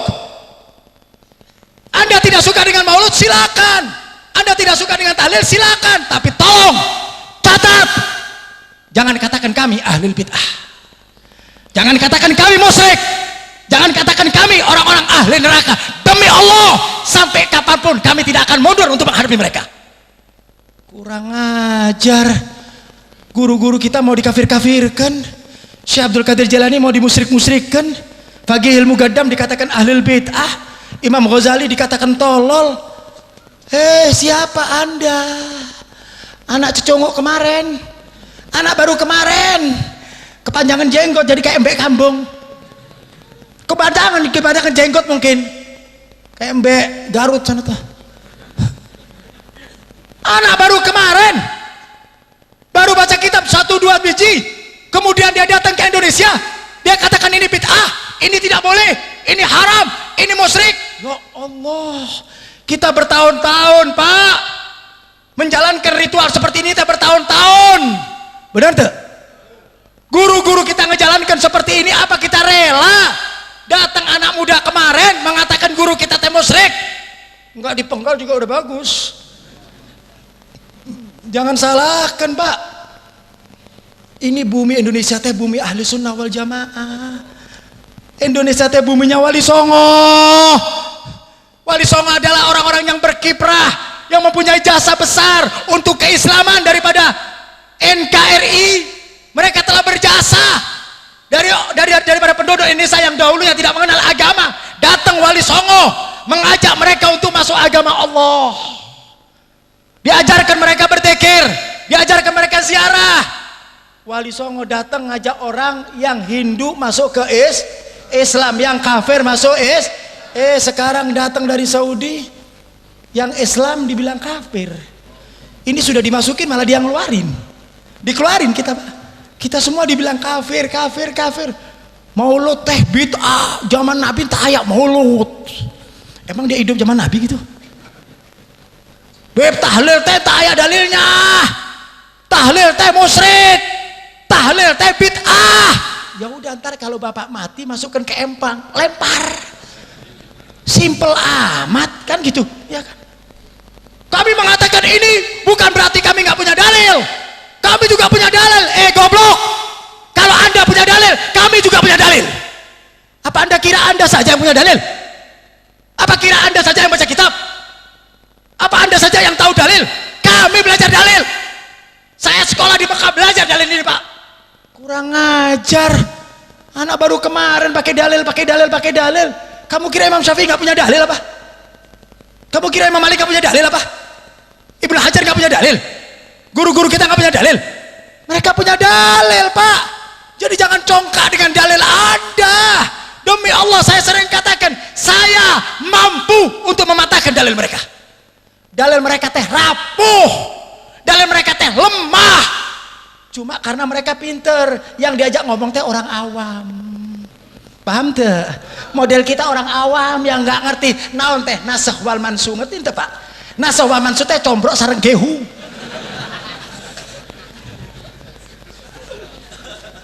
Ya nggak ngerti Bapak yang kerja di petani, kerja di toko, kerja di sopir angkot, tahu ini ayatnya dimansuh. Naon teh mansuh teh naon? Ini istidlalul hukum, naon teh istidlal teh naon? Yang diajak orang awam. Kalau berani adepin para kiai, temuin para ajengan, biar anda tahu bahwa dalil-dalil anda teh lemah. Anak muda baru kemarin, ya Allah, giginya aja belum sempurna. Datang ke Indonesia belajar di Saudi beberapa tahun. Saya banyak teman-teman saya Pak di Saudi Pak. Ya Allah, saya kalau ziarah, kalau umrah sama jamaah saya, ketemu saya anak-anak Indonesia yang sekolah di sana. Ayeuna mereka yang sekolah di sana dibiayai Pak. Makanya hati-hati, jangan sampai tertipu anak-anak kita yang mendapatkan beasiswa sekolah di Saudi, sekolah di Madinah, sekolah di Mekah. Hati-hati Pak, pulang jadi Wahabi. Kurang ajar. Ya Allah, anak-anak kita dicuci otaknya Pak. Anak-anak kita diberangus otaknya, disekolahkan di tempat-tempat Wahabi, kemudian mereka biayai, mereka kasih semua fasilitas hidup. Mereka dikasih gaya hidup yang mewah, uang dikasih, tiap bulan dikasih. Apa tujuannya? Agar mereka pulang ke Indonesia, telurkan ajaran ini. Ajarkan ke Indonesia bahwasanya orang Indonesia adalah orang ahli khurafat. Ya Allah. Ini kalau kita nggak punya benteng ahli sunnah bahaya Pak. Makanya saya sering nasihatkan kepada para pemuda sekolah, belajar, ngaji di pesantren, ngaji. Supaya ngerti ilmunya Pak, supaya tahu pahamnya. Kalau enggak Anda akan ditipu sama mereka, sama jenggot teh. Jidat wae hitam, kalau sojo digosok-gosok kayak celana kayak orang kebanjiran. Nggak ada hujan juga diangkat juga. Ya Allah.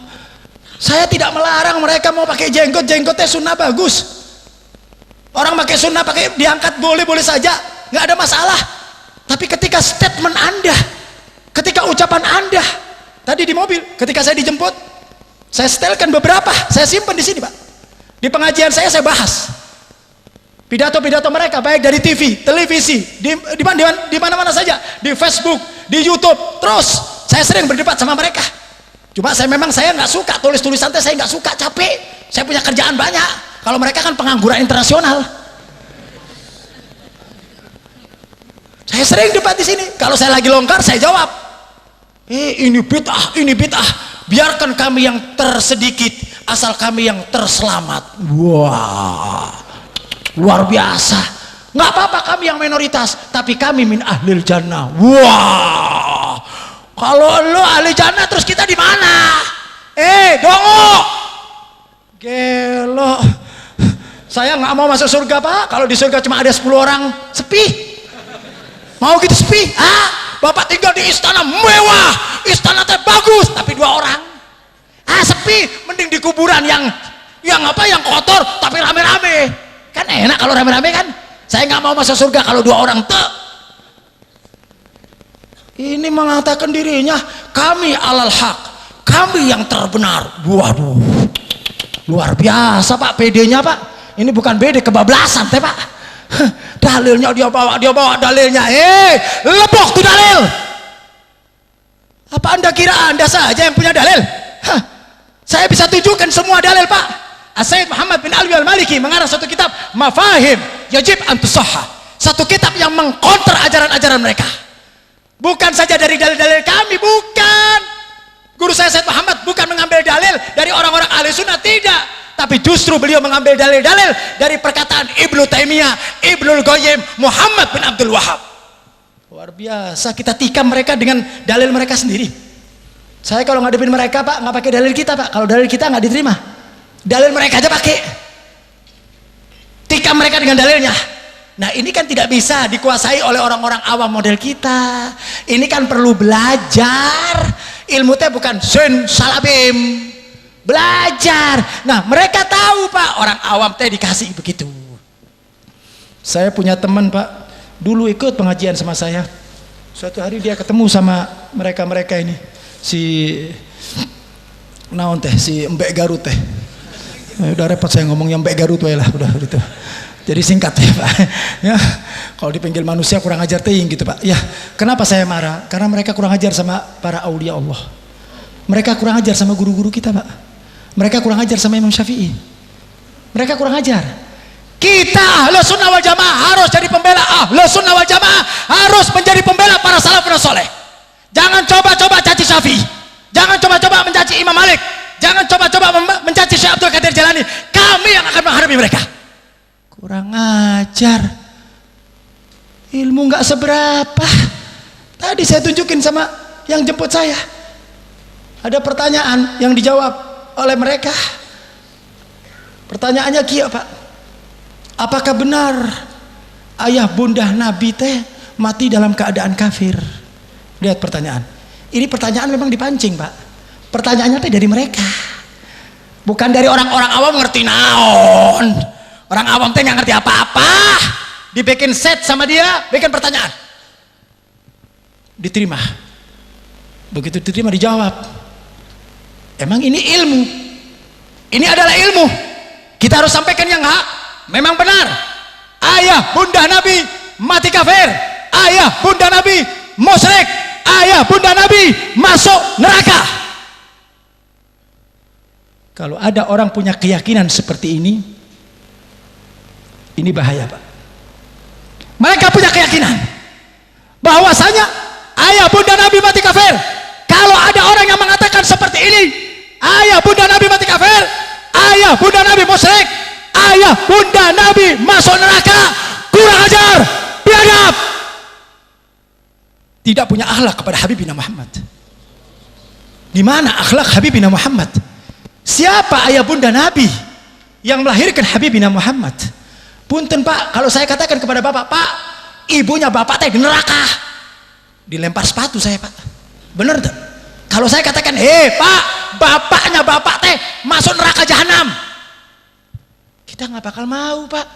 Ini ayah bunda Nabi, ayah bunda Nabi. Allahumma sholli wa sallim wa barik. Apa mereka katakan, Beb, kami mengatakan ini berdasarkan dalil. Kamu kira cuma kamu aja yang punya dalil? Dalil kami sangat banyak. Pembahasan ini sudah dibahas oleh para ulama. Al-Imam Suyuti dalam kitabnya Al-Hawilil Fatawa dibahas panjang lebar dalam satu bab khusus, Masalikul Hunafa fi Nailil Mustafa, apa gitu kalimatnya. Jadi beliau menjelaskan tentang kedudukan hadis ini, dibahas panjang lebar. Para ulama-ulama ahli sunnah sudah ngebahas.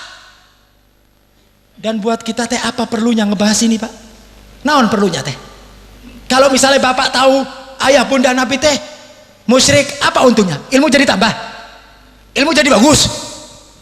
Tapi yang jelas kurang ajar kepada Habibina Muhammad. Mereka katakan itu dengan bangga, meyakini kebenarannya. Nah, orang-orang seperti ini nggak boleh kita tinggal diam, Pak. Nggak boleh. Makanya ahli sunnah wal jamaah harus mempersiapkan diri dengan ilmu supaya kita mampu mengkonter dalil-dalil mereka, supaya kita mampu untuk mengalahkan dalil-dalil mereka. Kalau tidak, 10-20 tahun yang akan datang generasi-generasi Wahabi masuk ke Indonesia dan target utama adalah Indonesia.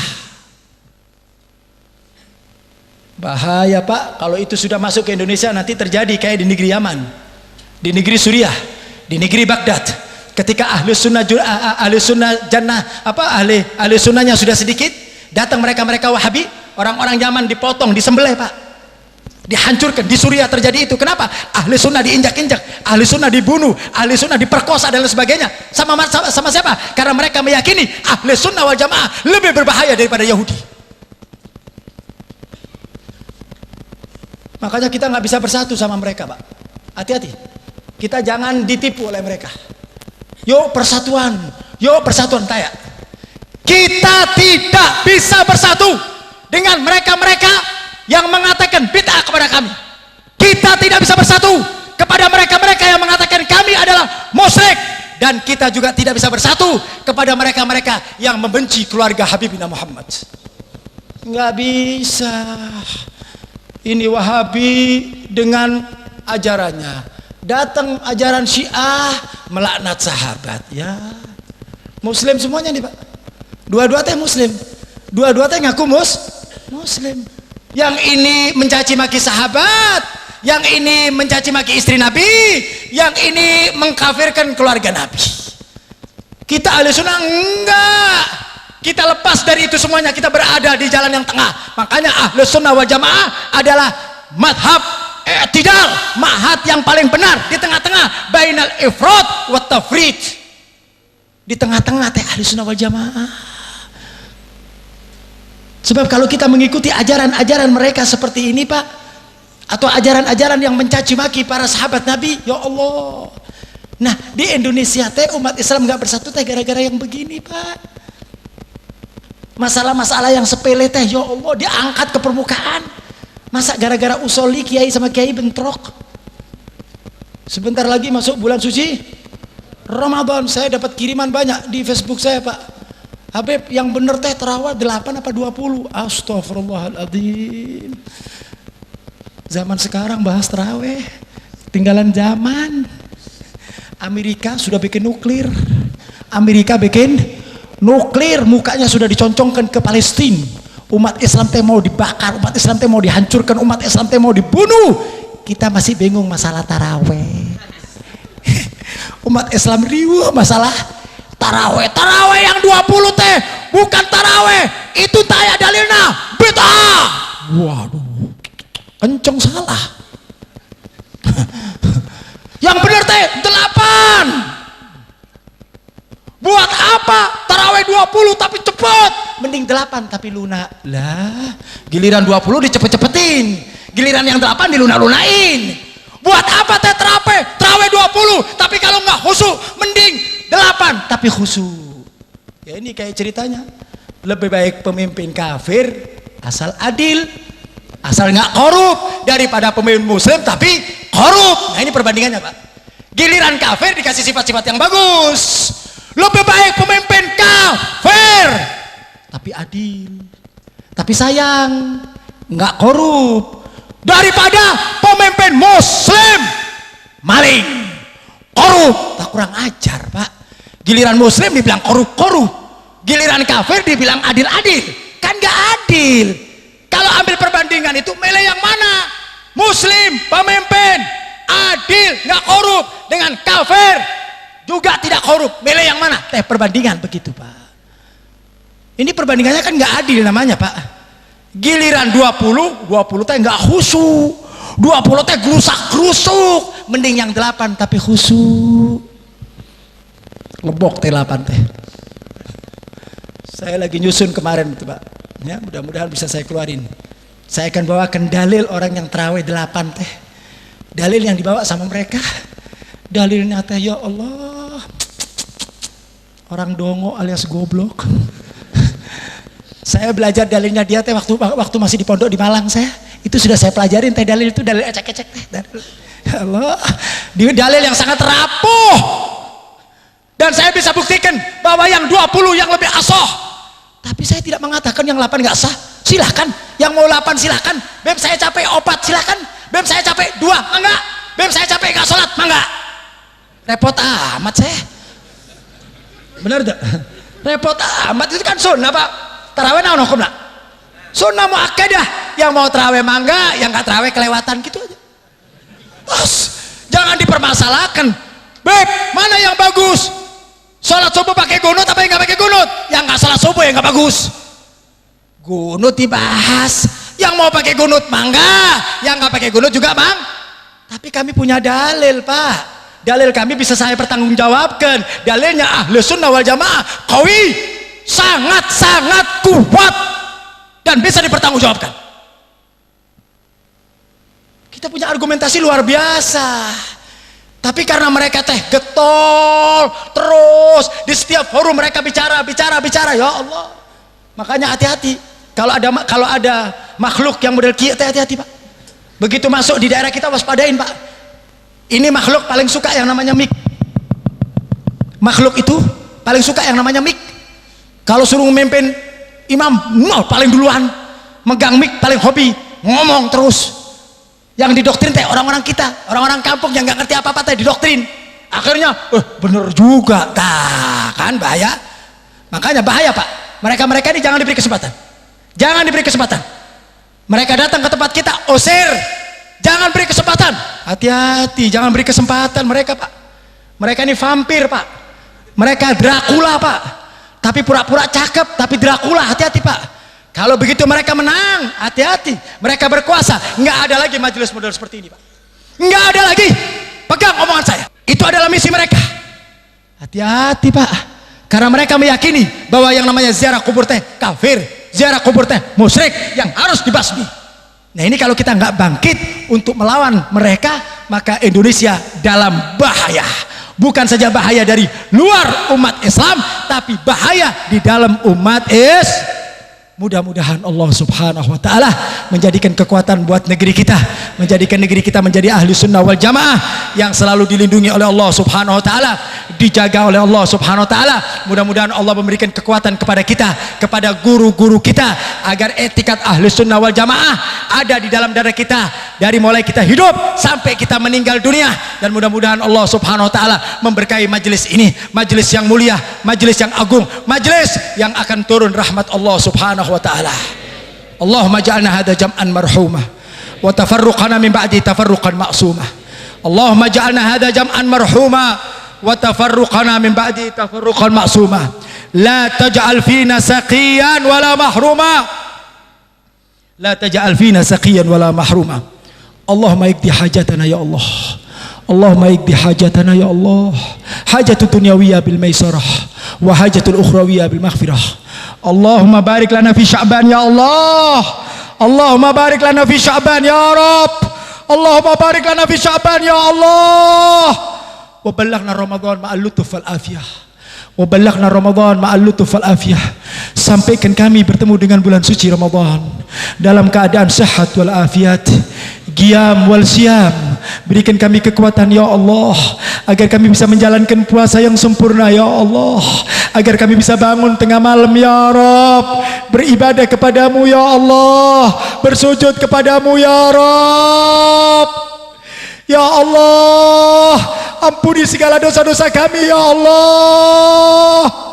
Angkat kedudukan kami ya Allah, muliakan derajat kami ya Allah. Allahumma ansur umat Sayyidina Muhammad ya Rabb. Bantu umat Sayyidina Muhammad ya Rabb. Allahumma jibur umat Sayyidina Muhammad.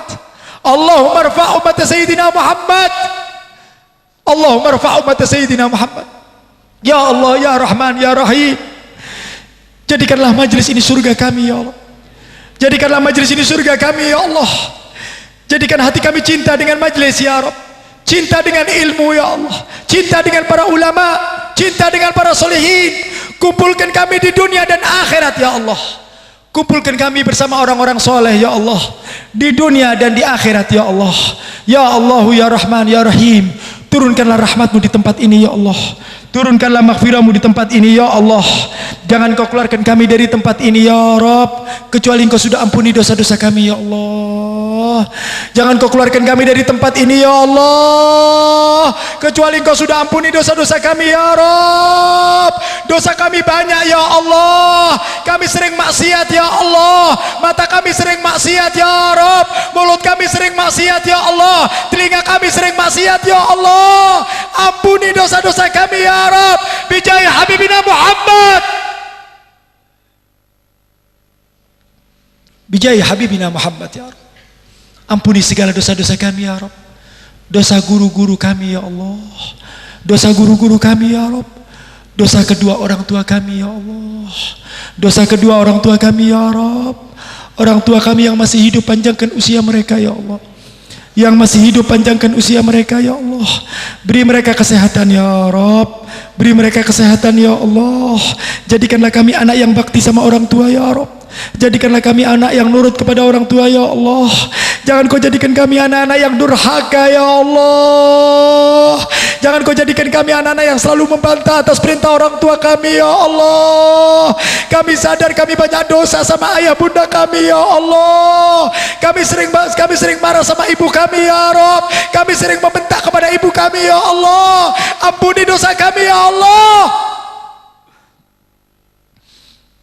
Kami yakin ya Rabb, kami tidak akan pernah masuk surga tanpa ada ridho daripada kedua orang tua kami ya Rabb. Orang tua kami adalah kunci surga kami ya Rabb. Ibu kami adalah kunci surga kami ya Rabb. Tapi kami banyak membangkang orang tua kami ya Rabb. Kami banyak menyakiti hati orang tua kami ya Allah. Kami banyak meneteskan air mata orang tua kami ya Rabb. Kami sering mengucapkan kalimat-kalimat yang menyakiti hati orang tua kami ya Allah. Kami sadar itu dosa besar ya Allah. Kami tidak akan bisa masuk surga tanpa ada ridho orang tua kami ya Allah. Jadikanlah kami anak-anak yang taat ya Allah kepada orang tua kami ya Allah. Dan jadikanlah anak-anak kami anak-anak yang barul biwalidai ya Rabb. Orang tua kami yang sudah meninggal ya Allah, jadikanlah kuburan mereka raudhah min riyadul jannah. Jadikanlah kuburan mereka raudhah min riyadul jannah. Jangan kau siksa orang tua kami ya Allah. Jangan kau adab orang tua kami ya Allah. Jadikanlah kuburan mereka cahaya buat mereka ya Rabb. Jangan kau siksa orang tua kami ya Rabb. Orang tua kami sudah letih dan capek ya Allah. Mereka telah membesarkan kami, mereka telah mendidik kami, mereka telah memberikan kami segalanya ya Rabb. Mereka hidup di dunia banyak capek karena kami ya Allah. Jangan kau siksa orang tua kami ya Allah. Jangan kau adab orang tua kami ya Allah. Jangan kau hisab orang tua kami ya Rabb. Masukkan mereka dalam surgamu ya Allah. Ya Rabb, ya Rabb, kumpulkan orang tua kami dengan Habibina Muhammad. Kumpulkan mereka dengan guru-guru kami ya Allah. Ya Allah, jadikan anak-anak kami ya Rabb taat kepada kedua orang tuanya ya Allah. Jadikan kami anak-anak yang barun biwalidih ya Allah, tunduk dan taat kepada orang tua kami ya Allah. Kami enggak mampu atas siksamu ya Rabb. Kami enggak kuat atas siksamu ya Allah. Kami banyak membangkang orang tua kami ya Rabb. Ya Rabb, kami banyak dosa sama orang tua kami ya Rabb. Sampai mereka meninggal dunia ya Allah, kami belum bisa menyenangkan hati orang tua kami ya Allah. Hidup kami selalu menyakiti hati orang tua kami ya Allah. Hidup kami selalu mengganggu hati ibu kami ya Rabb. Kami banyak dosa, kami sering ngebangkang, kami sering tidak taat kepada orang tua kami ya Allah. Bijaya Habibina Muhammad ya Allah, ampuni dosa kami ya Rabb. Kami banyak dosa kepada orang tua kami terutama ya Rabb. Kepada ibu kami ya Rabb, kami tidak pernah menyuapi orang tua kami. Kami tidak pernah memandikan orang tua kami. Kami tidak pernah menggendong orang tua kami. Sementara orang tua kami telah berjasa kepada kami ya Allah. Mereka yang telah melahirkan kami ya Rabb. Mereka telah melahirkan kami dalam keadaan susah. Mereka melahirkan kami dalam keadaan sakit. Mereka menyusui kami, mereka membesarkan kami, mereka mendidik kami, sedangkan kami belum bisa membalas kebaikan mereka. mereka ya Allah. Kami tidak pernah bisa membalas kebaikan orang tua kami ya Allah. Hanya sebuah doa ya Rob. Hanya doa ini yang aku persembahkan buat orang tua kami ya Rob. Jangan kau siksa orang tua kami ya Allah. Jangan kau adab orang tua kami ya Rob. Masukkan mereka dalam surgamu yang paling tinggi ya Allah, bersama Habibina Muhammad ya Allah, fi jannatil firdaus bersama Habibina Muhammad ya Rob. Ya Rob, ya Rob, hada doa wa minkal ijabah. Hada doa wa minkal ijabah. Dengarkan doa kami dan kabulkan ya Allah. Kami datang ke tempat ini dengan berlumuran dosa ya Rob. Kita datang ke majelis ini dengan membawa segudang dosa ya Allah. Tapi Habibina Muhammad berjanji kepada kami ya Rob, siapa mereka yang duduk di majelisnya Nabi Muhammad, berzikir kepada Allah, memuji Nabi Muhammad, mereka tidak keluar dari majelis ini kecuali mereka diampuni dosanya oleh Allah. Ampuni dosa kami ya Rob. Ampuni dosa kami ya Rob. Walaupun kami sadar dosa kami terlalu banyak ya Rob. Mata kami sering maksiat, mulut kami sering maksiat, telinga kami sering maksiat, hati kami kotor, hati kami jorok ya Rob. Kami punya sombong, kami punya hasud, kami punya iri, kami punya suudzon ya Rob. Ya Rob, kami nggak punya amal ya Allah. Kami nggak punya amal ya Rob. Salat kami sedikit ya Rob, zikir kami sedikit ya Rob, baca Quran kami sedikit ya Rob. Tapi kami menginginkan surgamu ya Rob. Kami sadar ya Allah bahwa kami tidak layak masuk surgamu ya Rob, kalau bukan karena rahmatmu ya Rob, kalau bukan karena kebesaranmu ya Rob. Demi Allah kami tidak akan pernah masuk surgamu ya Allah. Bijaya Habibina Muhammad, dengan berkah kekasihmu Habibina Muhammad ya Rob, dengan berkah kekasihmu Habibina Muhammad ya Allah, antastur uyubana wa takshif gurubana wa tufarrij humumana ya Rob. Ya Rob, jauhkan kami dari segala bentuk maksiat ya Allah. Tuntun kami ya Rob, ajarin kami ya Rob, agar kami bisa menjalankan kebaikan ya Allah, agar kami terus berjalan bersama kebaikan ya Allah. Beri kami hidayah ya Rob. Panjangkan usia kami dalam ketaatan kepadamu ya Allah. Berikan kami rezeki yang halal, rezeki yang mudah, rezeki yang gampang, rezeki yang bisa mendekatkan diri kepadamu ya Allah, rezeki yang menjadikan kami dekat dengan Nabi Muhammad ya Allah. Ya Rahman ya Rahim, ya Rahman ya Rahim, irhamna ya Allah. Ya Rabb, panggillah kami ya Allah di tempat sucimu Baitul Ka'bah ya Rabb. Panggil kami ya Rabb agar kami bisa ziarah ke makam Habibina Muhammad. Ya Allah, panggil kami ya Rabb agar kami bisa bertawaf di rumahmu ya Allah, agar kami bisa bersimpuh di Ka'bah ya Allah, bertemu dengan rumahmu ya Allah, munajat di hadapan rumahmu ya Allah, dan kami bisa berziarah kepada Habibina Muhammad. Ya Rabb, kami nggak punya daya upaya ya Rabb, kami lemah ya Rabb, kami nggak punya apa-apa ya Rabb, tapi kami yakin ya Rabb, Engkau adalah zat yang maha agung, Engkau adalah zat yang maha kuat, Engkau adalah Ar-Razzaq, Huwa Allah. Panggil kami ya Rabb agar kami bisa bersua dengan Habibina Muhammad, agar kami bisa berziarah kepada makam Habibina Muhammad, agar kami bisa bersimpuh di makam Habibina Muhammad. Ya Allah, tanamkan di dalam hati ini ya Allah kecintaan kita dengan Nabi Muhammad. Jangan kau isi hati kami ya Rabb dengan cinta-cinta yang lain selain Habibina Muhammad. Jangan berikan kami cinta kepada dunia, jangan berikan kami cinta kepada kedudukan dan pangkat. Allahumma malli Habibina Muhammad, Allahumma malli qalbana ala Habibina Muhammad, mahabbata Habibina Muhammad. Ya Allah, penuhi hati kami ya Allah bimahabbati Sayyidina Muhammad, bimahabbatil awliya, bimahabbatis salihin, bimahabbati orang-orang yang diridhoi oleh Allah Subhanahu wa taala. Ya Rahman ya Rahim, matikan kami dalam keadaan husnul khatimah, husnul khatimah, husnul khatimah. Ya Rabb, hadirkan Habibina Muhammad pada saat kami akan meninggal dunia. Hadirkan Faqihil Muqaddam, hadirkan Syekh Abdul Qadir Jailani ya Rabb. Ketika kami akan meninggal ya Rabb, datangkan para aulia-aulia Allah untuk membantu kami ya Allah, untuk berada di samping kami ya Rabb. Hadirkan Habibina Muhammad ya Allah. Hadratul Habibina Muhammad, hadirkan kami ketika kami akan meninggal ya Allah, ketika kami akan mengucapkan kalimat la ilaha illallah.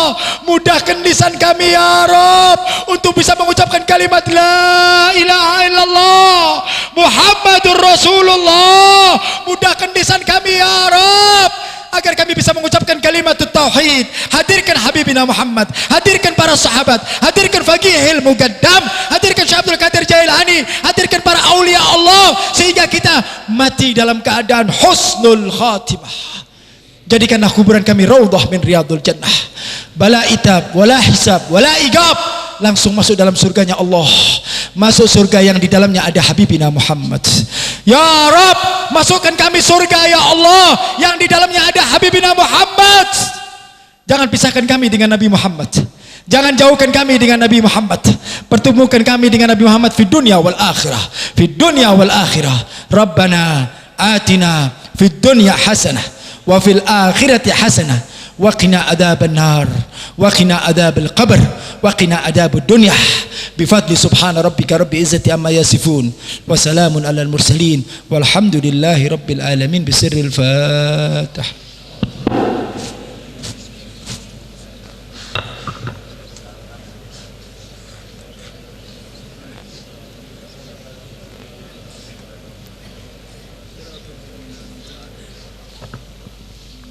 Alhamdulillah, itu tadi barangkali apa yang bisa saya sampaikan kepada para jamaah, dan mudah-mudahan manfaat buat diri Habib, manfaat buat kita semuanya, dan mudah-mudahan ilmu yang kita berikan mendapatkan ridhonya Allah Subhanahu wa taala.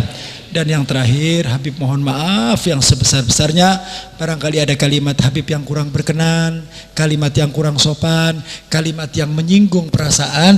Habib mohon maaf yang sebesar-besarnya. Hadza walafu minkum, wassalamualaikum warahmatullahi wabarakatuh.